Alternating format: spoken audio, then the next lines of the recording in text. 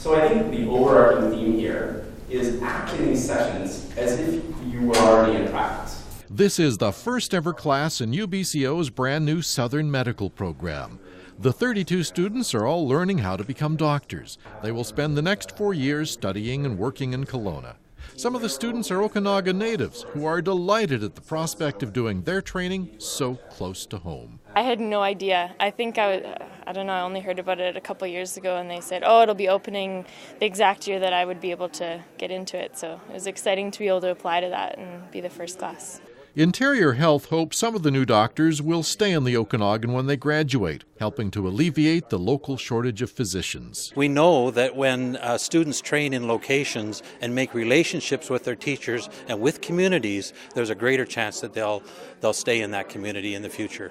The professional connections that you make while you're in medical school are really, really important in sort of determining where you're going to go afterwards. So I think being able to train in Kelowna, do some of the actual medical degree in Kelowna, as well as do some residencies and clerkships here, I think is extremely important for anybody who's hoping to stay here. In addition to taking courses at UBCO, the students will also work with experienced doctors at hospitals across the Okanagan.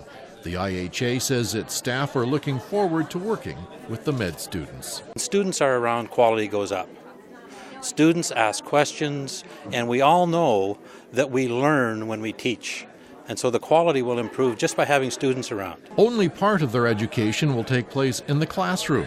The students will also have to learn how to deal with patients. One afternoon a week, they learn how to communicate with the patients and how to do physical examination and make diagnoses. And we have a volunteer patient program where volunteers in the community have offered to help train students. Most are awesome. They just, they're very good about letting you come in, ask them questions, and it's nice because we have to learn on real patients somehow. So even if they graduate in 4 years' time, these students still have a lot to learn before they become doctors. Depending on what field of medicine they want to get into, they face another 2 to 7 years of education and training. In Kelowna, Barry McDivitt, CHBC News.